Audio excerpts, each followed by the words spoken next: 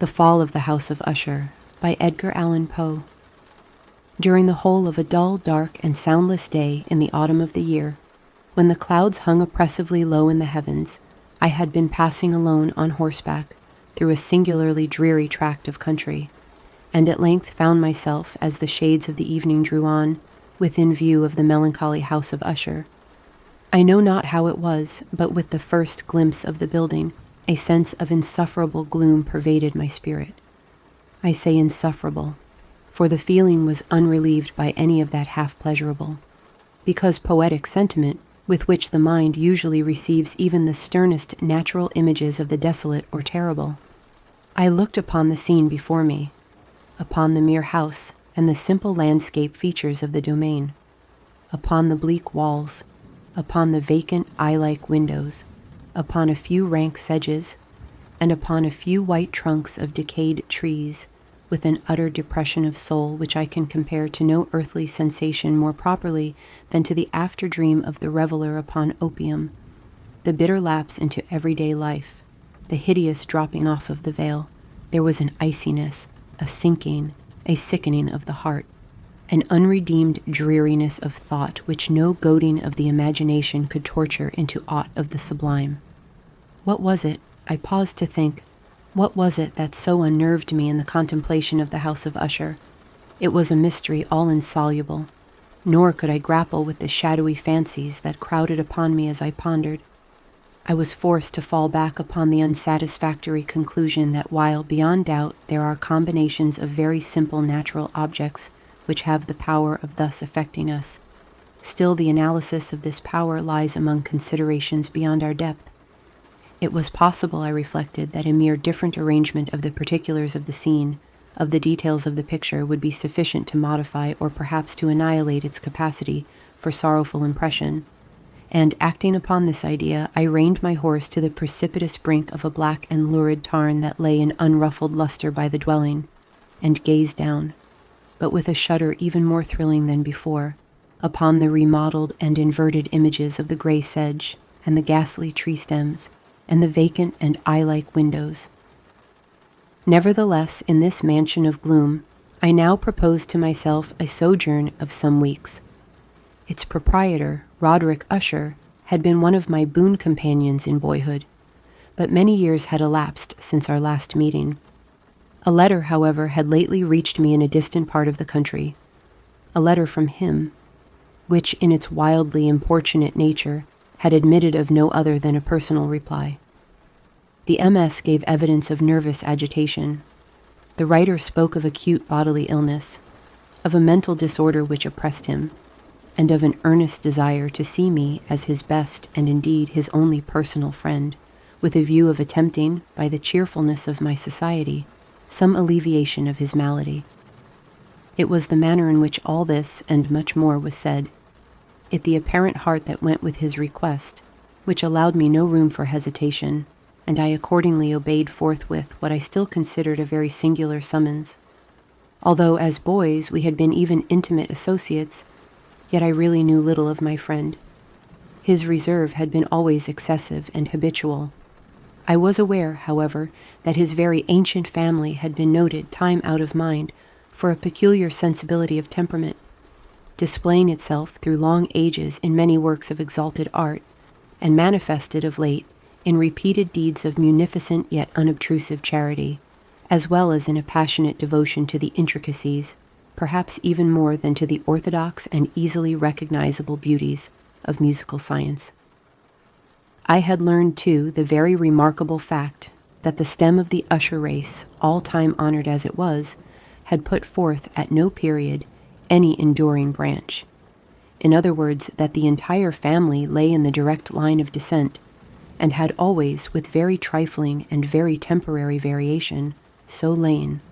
It was this deficiency, I considered, while running over in thought the perfect keeping of the character of the premises with the accredited character of the people, and while speculating upon the possible influence which the one, in the long lapse of centuries, might have exercised upon the other. It was this deficiency, perhaps, of collateral issue, and the consequent undeviating transmission from sire to son of the patrimony with the name, which had at length so identified the two as to merge the original title of the estate in the quaint and equivocal appellation of the House of Usher, an appellation which seemed to include, in the minds of the peasantry who used it, both the family and the family mansion. I have said that the sole effect of my somewhat childish experiment, that of looking down within the tarn, had been to deepen the first singular impression.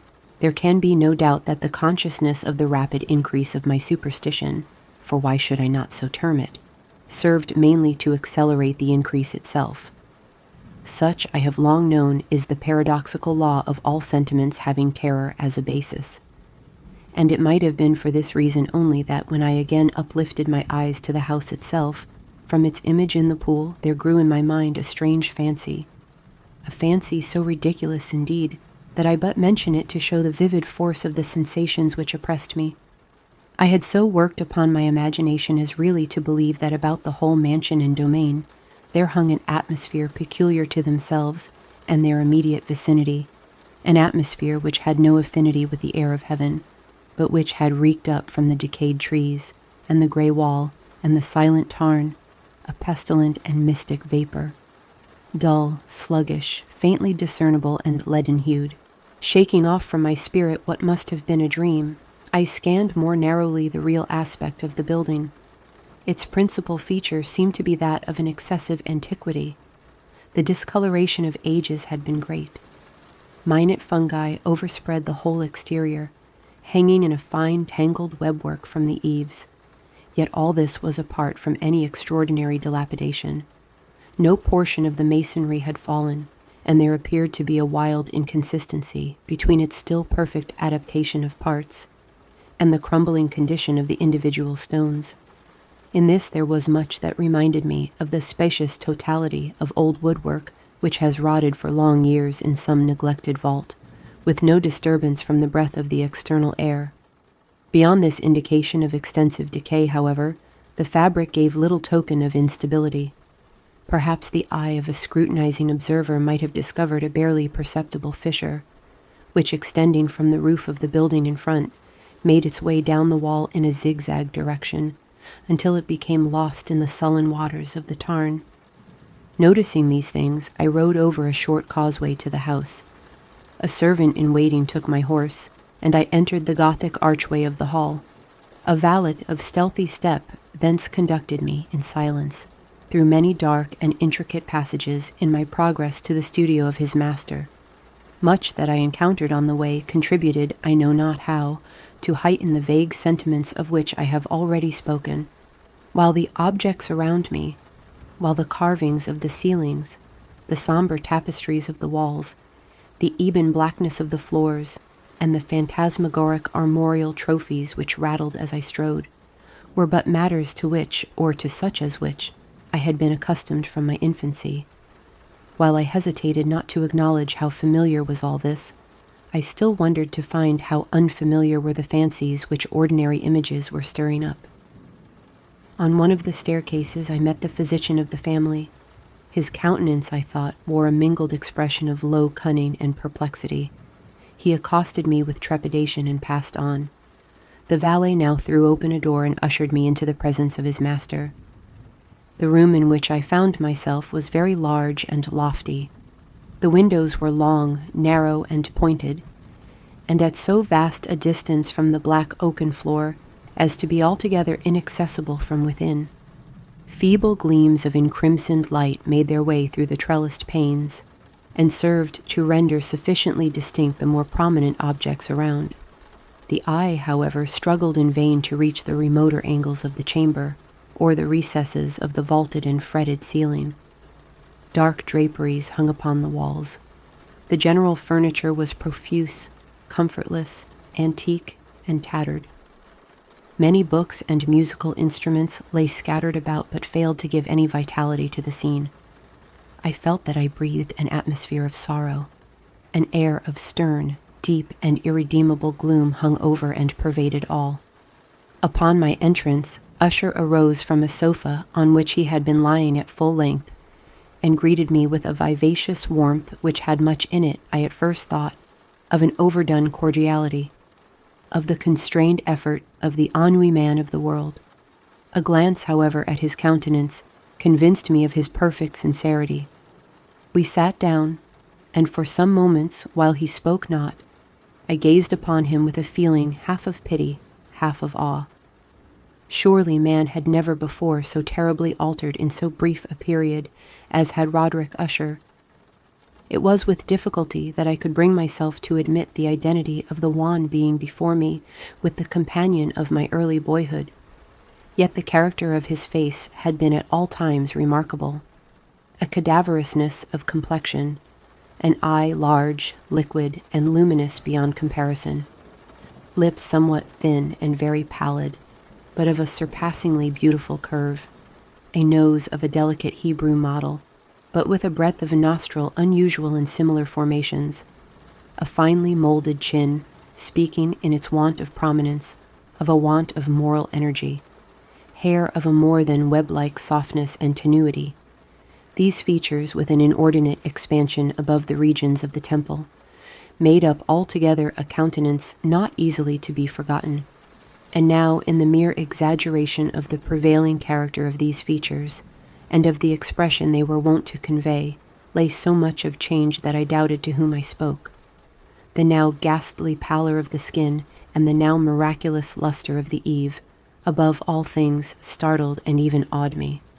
The silken hair, too, had been suffered to grow all unheeded, and as in its wild gossamer texture it floated rather than fell about the face, I could not, even with effort, connect its arabesque expression with any idea of simple humanity. In the manner of my friend I was at once struck with an incoherence, an inconsistency, and I soon found this to arise from a series of feeble and futile struggles to overcome an habitual trepidancy, an excessive nervous agitation. For something of this nature I had indeed been prepared no less by his letter than by reminiscences of certain boyish traits and by conclusions deduced from his peculiar physical conformation and temperament. His action was alternately vivacious and sullen.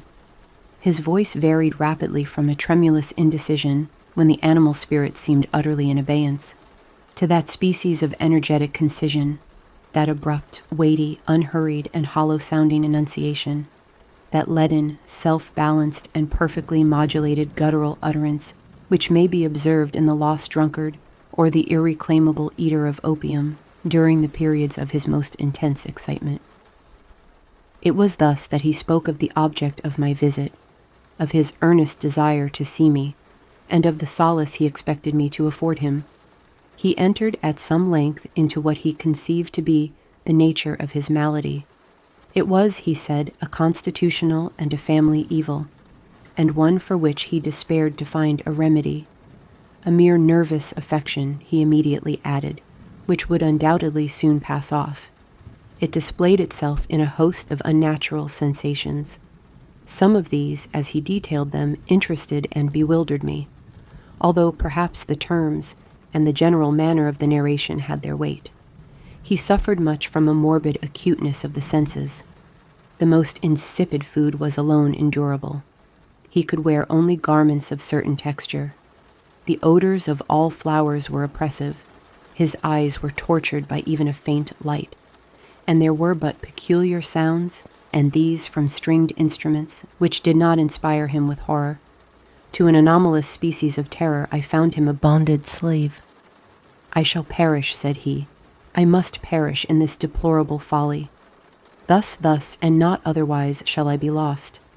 I dread the events of the future, not in themselves, but in their results. I shudder at the thought of any, even the most trivial incident, which may operate upon this intolerable agitation of soul.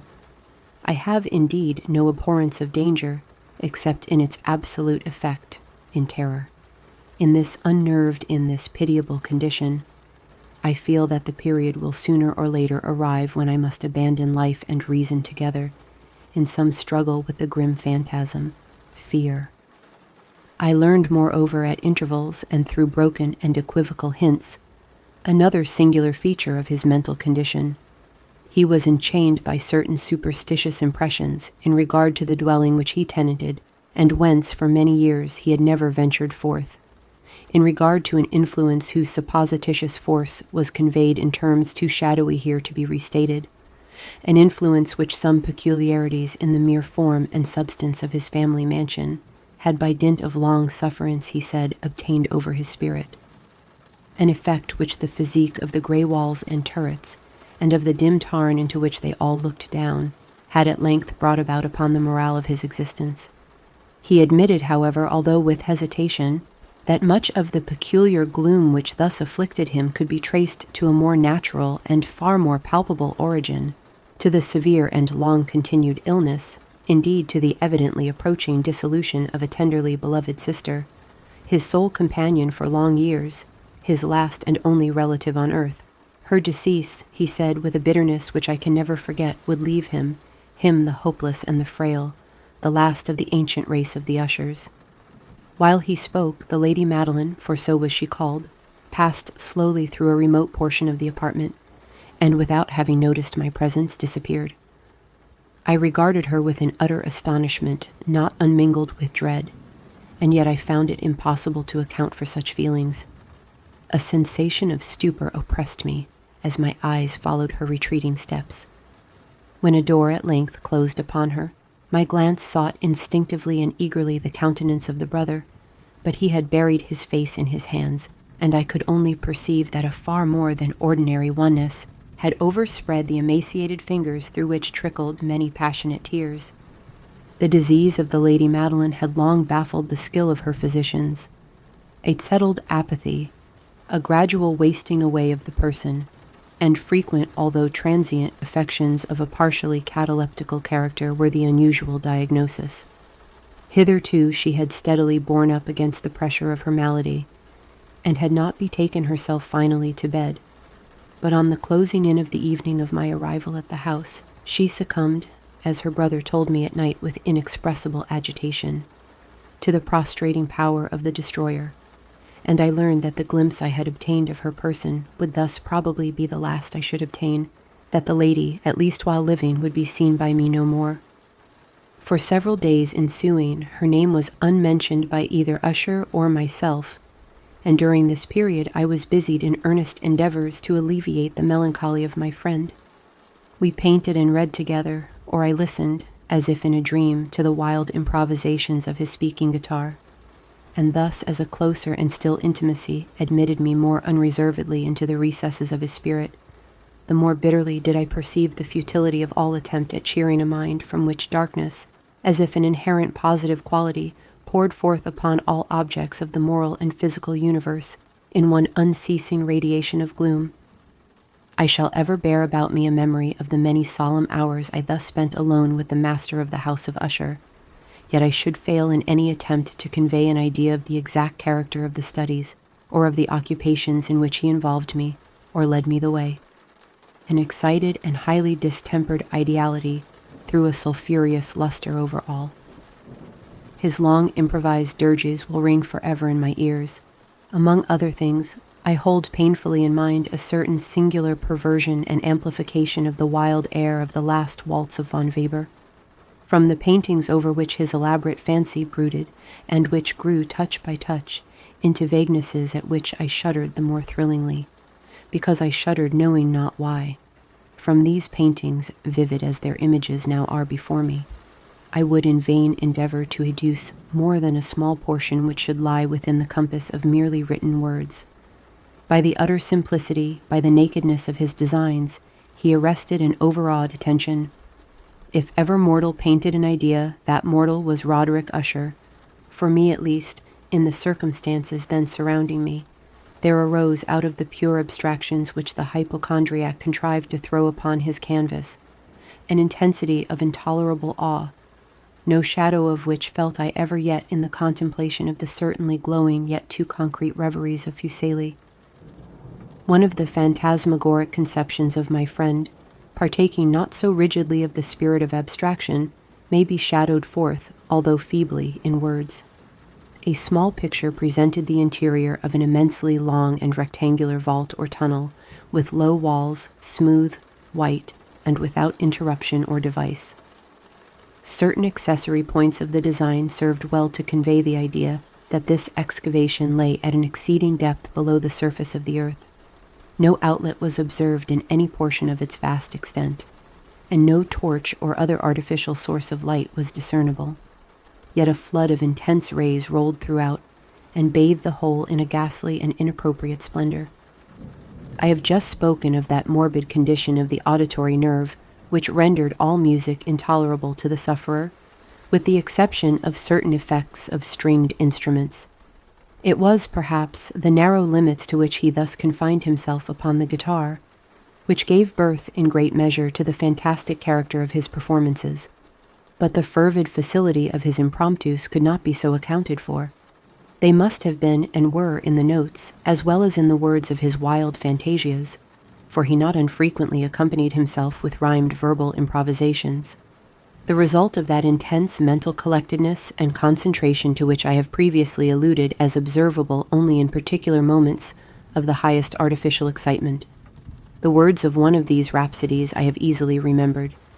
I was, perhaps, the more forcibly impressed with it, as he gave it, because in the under or mystic current of its meaning, I fancied that I perceived, and for the first time, a full consciousness on the part of Usher of the tottering of his lofty reason upon her throne. The verses, which were entitled The Haunted Palace, ran very nearly, if not accurately, thus: I, in the greenest of our valleys, by good angels tenanted, once a fair and stately palace, radiant palace reared its head. In the monarch thought's dominion it stood there. Never seraph spread a pinion over fabric half so fair. Banners yellow, glorious, golden, on its roof did float and flow. This, all this, was in the olden time long ago, and every gentle air that dallied in that sweet day along the ramparts, plumed and pallid, a winged odor went away.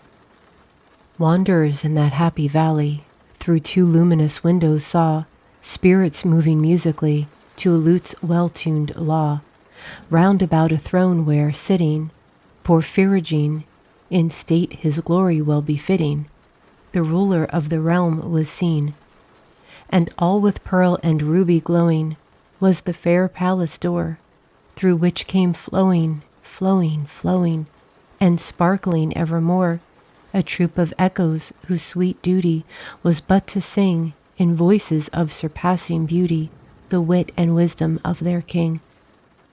But evil things in robes of sorrow assailed the monarch's high estate.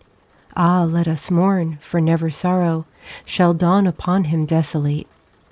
And round about his home the glory that blushed and bloomed is but a dim remembered story of the old time entombed. And travelers now within that valley, though the red-lidden windows see vast forms that move fantastically to a discordant melody, while lie a ghastly rapid river through the pale door, a hideous throng rush out forever and laugh but smile no more.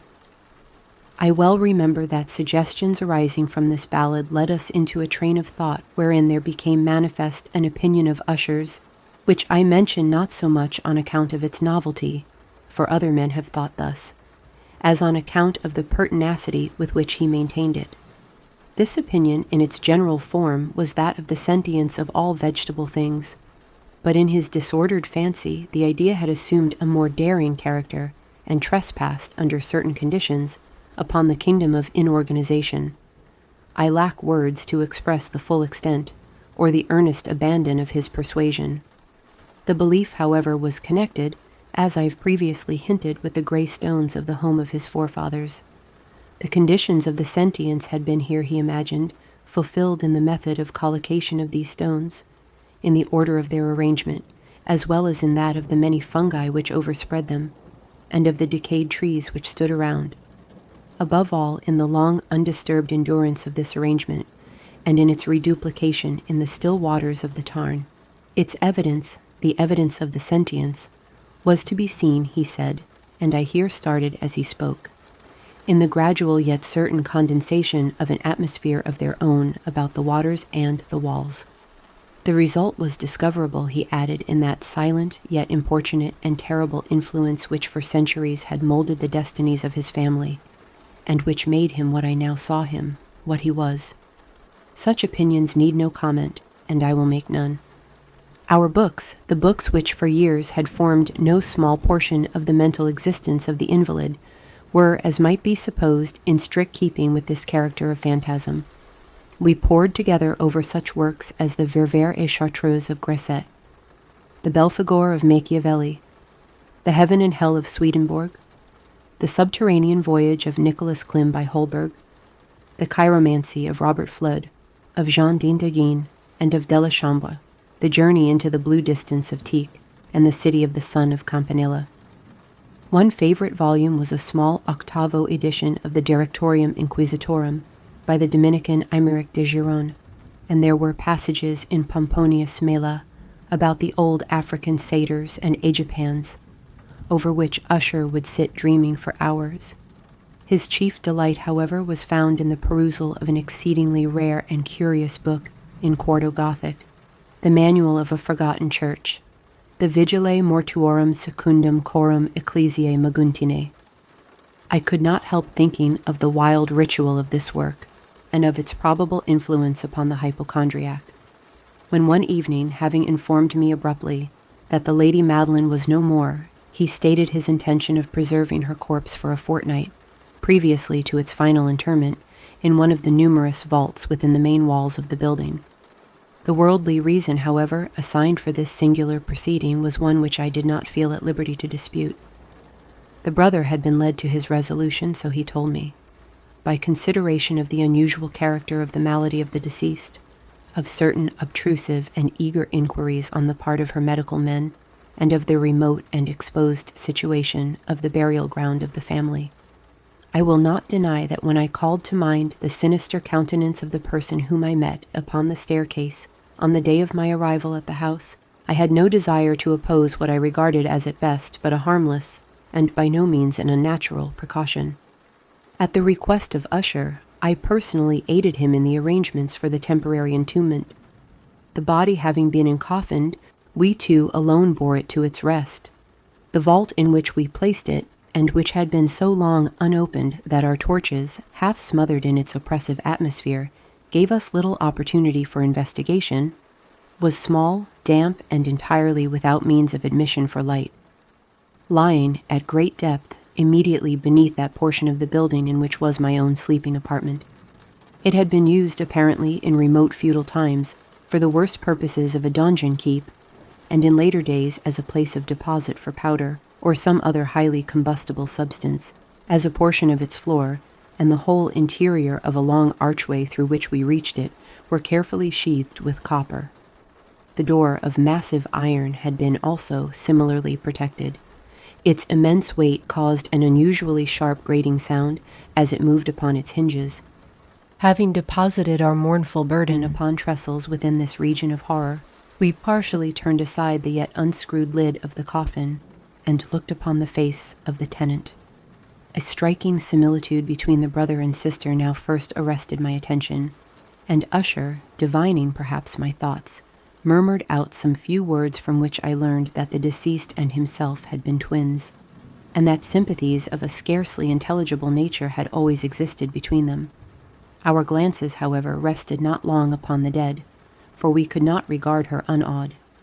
The disease which had thus entombed the lady in the maturity of youth had left, as usual in all maladies of a strictly cataleptical character, the mockery of a faint blush upon the bosom and the face, and that suspiciously lingering smile upon the lip which is so terrible in death. We replaced and screwed down the lid, and having secured the door of iron, made our way with toll into the scarcely less gloomy apartments of the upper portion of the house. And now, some days of bitter grief having elapsed, an observable change came over the features of the mental disorder of my friend. His ordinary manner had vanished. His ordinary occupations were neglected or forgotten. He roamed from chamber to chamber with hurried, unequal, and objectless step. The pallor of his countenance had assumed, if possible, a more ghastly hue, but the luminousness of his eye had utterly gone out. The once occasional huskiness of his tone was heard no more, and a tremulous quaver as if of extreme terror habitually characterized his utterance. There were times, indeed, when I thought his unceasingly agitated mind was laboring with some oppressive secret, to divulge which he struggled for the necessary courage. At times, again, I was obliged to resolve all into the mere inexplicable vagaries of madness, for I beheld him gazing upon vacancy for long hours, in an attitude of the profoundest attention, as if listening to some imaginary sound. It was no wonder that his condition terrified that it infected me. I felt creeping upon me, by slow yet certain degrees, the wild influences of his own fantastic yet impressive superstitions. It was especially upon retiring to bed late in the night of the 7th or 8th day after the placing of the Lady Madeline within the donjon that I experienced the full power of such feelings. Sleep came not near my couch while the hours waned and waned away. I struggled to reason off the nervousness which had dominion over me. I endeavored to believe that much, if not all of what I felt, was due to the bewildering influence of the gloomy furniture of the room, of the dark and tattered draperies, which, tortured into motion by the breath of a rising tempest, swayed fitfully to and fro upon the walls, and rustled uneasily about the decorations of the bed. But my efforts were fruitless. An irrepressible tremor gradually pervaded my frame, and at length there sat upon my very heart an incubus of utterly causeless alarm. Shaking this off with a gasp and a struggle, I uplifted myself upon the pillows, and peering earnestly within the intense darkness of the chamber hearkened. I know not why, except that an instinctive spirit prompted me, to certain low and indefinite sounds which came through the pauses of the storm, at long intervals I knew not whence. Overpowered by an intense sentiment of horror, unaccountable yet unendurable, I threw on my clothes with haste, for I felt that I should sleep no more during the night, and endeavored to arouse myself from the pitiable condition into which I had fallen by pacing rapidly to and fro through the apartment. I had taken but few turns in this manner when a light step on an adjoining staircase arrested my attention. I presently recognized it as that of Usher. In an instant afterward he rapped, with a gentle touch, at my door, and entered bearing a lamp. His countenance was, as usual, cadaverously wan, but moreover there was a species of mad hilarity in his eyes, an evidently restrained hysteria in his whole demeanor. His air appalled me, but anything was preferable to the solitude which I had so long endured, and I even welcomed his presence as a relief. "And you have not seen it?" he said abruptly, after having stared about him for some moments in silence. "You have not then seen it, but stay, you shall." Thus speaking, and having carefully shaded his lamp, he hurried to one of the casements and threw it freely open to the storm. The impetuous fury of the entering gust nearly lifted us from our feet. It was indeed a tempestuous, yet sternly beautiful night, and one wildly singular in its terror and its beauty. A whirlwind had apparently collected its force in our vicinity, for there were frequent and violent alterations in the direction of the wind, and the exceeding density of the clouds, which hung so low as to press upon the turrets of the house, did not prevent our perceiving the lifelike velocity with which they flew careering from all points against each other, without passing away into the distance. I say that even their exceeding density did not prevent our perceiving this. Yet we had no glimpse of the moon or stars, nor was there any flashing forth of the lightning, but the under surfaces of the huge masses of agitated vapor, as well as all terrestrial objects immediately around us, were glowing in the unnatural light of a faintly luminous and distinctly visible gaseous exhalation which hung about and enshrouded the mansion. "You must not, you shall not behold this," said I, shudderingly to Usher, as I led him with a gentle violence from the window to a seat. "These appearances which bewilder you are merely electrical phenomena not uncommon, or it may be that they have their ghastly origin in the rank miasma of the tarn. Let us close this casement. The air is chilling and dangerous to your frame. Here is one of your favorite romances. I will read and you shall listen, and so we will pass away this terrible night together." The antique volume which I had taken up was the Mad Tryst of Sir Launcelot Canning. but I had called it a favorite of Usher's more in sad jest than in earnest. For in truth there is little in its uncouth and unimaginative prolixity which could have had interest for the lofty and spiritual ideality of my friend. It was, however, the only book immediately at hand, and I indulged a vague hope that the excitement which now agitated the hypochondriac might find relief, for the history of mental disorder is full of similar anomalies, even in the extremeness of the folly which I should read. Could I have judged indeed by the wild, overstrained air of vivacity with which he hearkened, or apparently hearkened, to the words of the tale, I might well have congratulated myself upon the success of my design.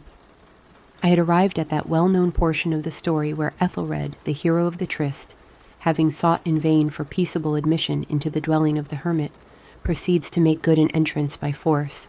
Here it will be remembered the words of the narrative run thus: And Ethelred, who was by nature of a doughty heart, and who was now mighty withal on account of the powerfulness of the wine which he had drunken, waited no longer to hold parley with the hermit, who, in sooth, was of an obstinate and maliceful turn, but feeling the rain upon his shoulders, and fearing the rising of the tempest, uplifted his mace outright, and with blows made quickly room in the plankings of the door for his gauntleted hand, and now pulling therewith sturdily he so cracked and ripped, and tore all asunder, that the noise of the dry and hollow-sounding wood alarumed and reverberated throughout the forest.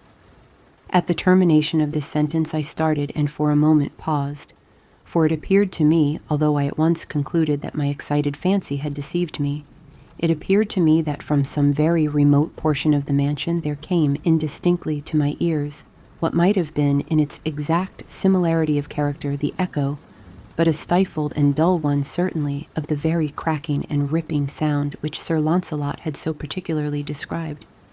It was, beyond doubt, the coincidence alone which had arrested my attention, for amid the rattling of the sashes of the casements and the ordinary commingled noises of the still increasing storm, the sound in itself had nothing, surely, which should have interested or disturbed me. I continued the story.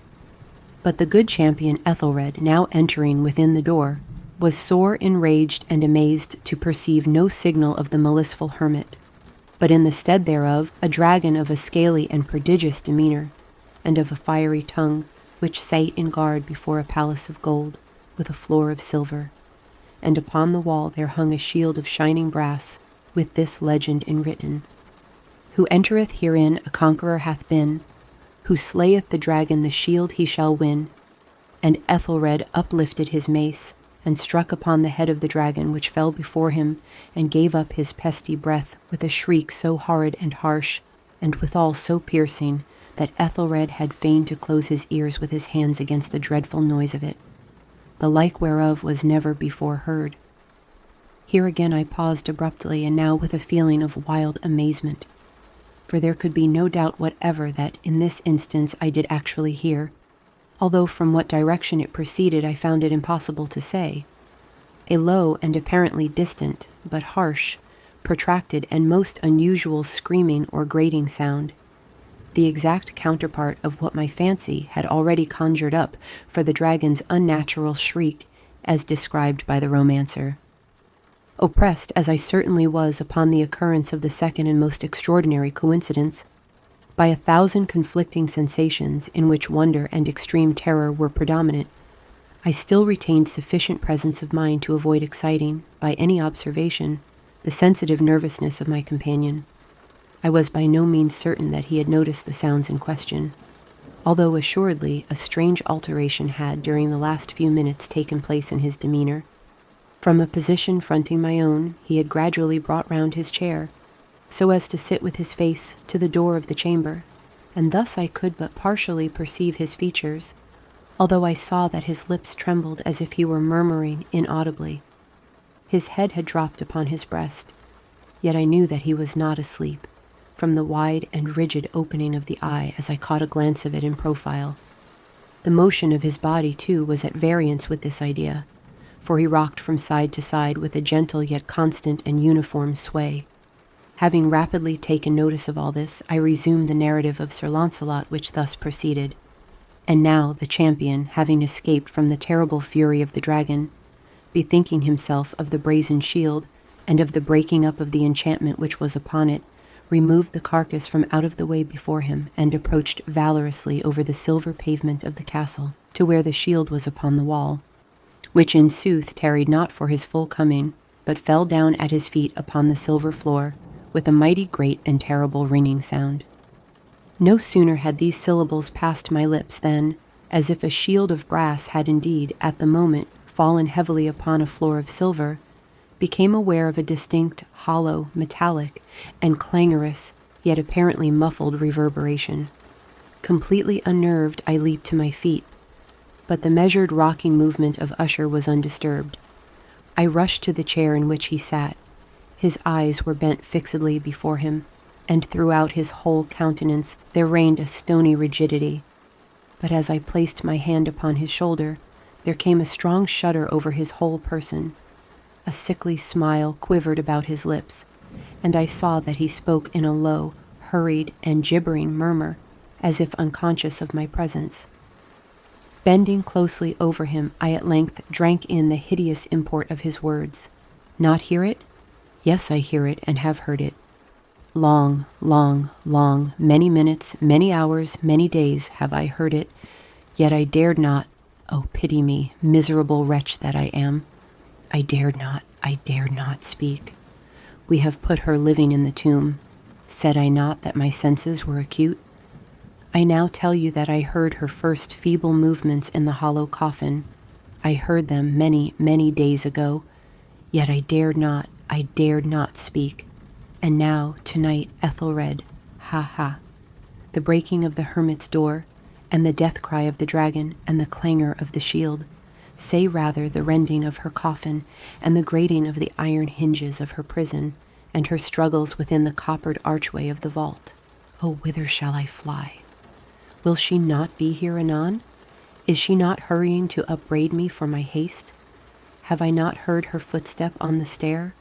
Do I not distinguish that heavy and horrible beating of her heart? Madman! Here he sprang furiously to his feet and shrieked out his syllables, as if in the effort he were giving up his soul. Madman! I tell you that she now stands without the door. As if in the superhuman energy of his utterance there had been found the potency of a spell. The huge antique panels to which the speaker pointed threw slowly back upon the instant ponderous and ebony jaws. It was the work of the rushing gust, but then without those doors there did stand the lofty and enshrouded figure of the Lady Madeline of Usher. There was blood upon her white robes, and the evidence of some bitter struggle upon every portion of her emaciated frame. For a moment she remained trembling and reeling to and fro upon the threshold, then with a low moaning cry fell heavily inward upon the person of her brother, and in her violent and now final death agonies bore him to the floor a corpse and a victim to the terrors he had anticipated. From that chamber and from that mansion I fled aghast. The storm was still abroad in all its wrath as I found myself crossing the old causeway. Suddenly there shot along the path a wild light, and I turned to see whence a gleam so unusual could have issued. For the vast house and its shadows were alone behind me. The radiance was that of the full, setting, and blood-red moon which now shone vividly through that once barely discernible fissure of which I have before spoken, as extending from the roof of the building in a zigzag direction to the base. While I gazed, this fissure rapidly widened. There came a fierce breath of the whirlwind. The entire orb of the satellite burst at once upon my sight. My brain reeled as I saw the mighty walls rushing asunder. There was a long, tumultuous shouting sound like the voice of 1,000 waters, and the deep and dark tarn at my feet closed sullenly and silently over the fragments of the house of Usher. The end.